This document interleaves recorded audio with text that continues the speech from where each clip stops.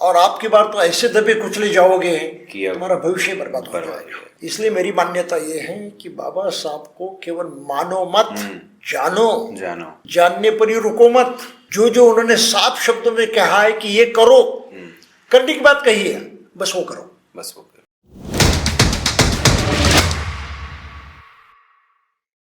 जैसे कोई डुक्करे कहता है, हाँ, कैसा लगता है? डुक्कर मारे कहता है, कैसा लगता है? कौन सी आपकी भावना होती है? जैसे आप शब्द सुनते हैं तो आपके मन में है कौन सी अवस्था पैदा होती है, भावना पैदा होती है? तो इस तरह से ब्राह्मणी धर्म ने, ब्राह्मणी शास्त्रों ने यहाँ के बहुजनों को पूरी तरह से दबा दिया है जी, निरुत्साहित किया है जी, उनके स्वाभिमान को उन्हें खत्म कर दिया है। कि भारत में ये जो स्थिति है जब मनुष्यत्व खत्म हुआ है और मनुष्यत्व खत्म करने के ये सारे अलग अलग प्रयास हैं, अलग अलग मार्ग हैं जो यहाँ धर्म संस्कृति के नाम से प्रस्तापित हुए हैं। जी, समझ रहे हैं? जी जी।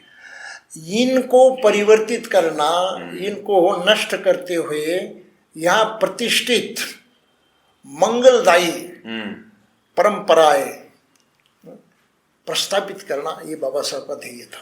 करेक्ट। संक्षिप्त में कहा जाए तो जहां मनुष्यत्व की कीमत नहीं है तो वो कीमत होनी चाहिए, इसलिए मनुष्यत्व को प्रस्तापित करना आवश्यक है। ओके। तो इसलिए बाबा साहब की भाषा बिल्कुल अलग थी। कुछ संदर्भ थोड़ा सा कम ज्यादा हो सकता है, लेकिन फिर भी बात अच्छी तरह से समझ में आ सकती है कि बाबा साहब ने स्वयं को इस तरह से घोषित क्यों किया। क्या घोषित किया उन्होंने?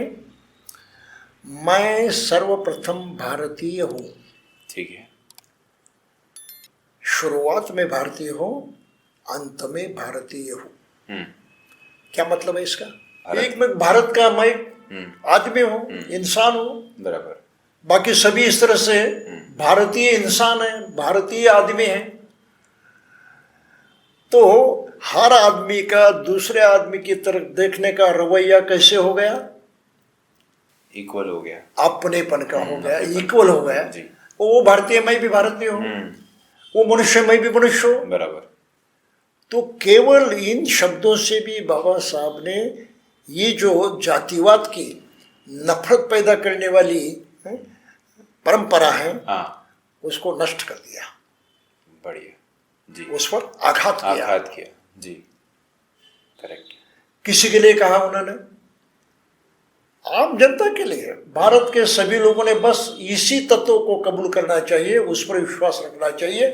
बाकी जो अन्य परंपराएं हैं उनको छोड़ देना चाहिए। जी, तो इस हिसाब से फिर जब हम बात करें भंते जी की जो सरनेम मिलता है, जो हमें पहले का सरनेम मिला हुआ है, तो क्या हमें वो चीज़ें अब छोड़ देनी चाहिए? एज एन, जब अगर हम कहें कि डॉक्टर बाबा साहब अम्बेडकर ने हमें दीक्षा दी, तो उस दीक्षा के साथ क्या हम हमारे पुरानी चीज़ों को भी नष्ट कर दे, जो भी सरनेम हमारे साथ चलता था, जिस वजह से हमें आइडेंटिफाई किया जाता था लोगों के द्वारा, तो क्या वो बदल देना चाहिए? दरअसल हकीकत ये है कि जातिवाद को बरकरार रखने के लिए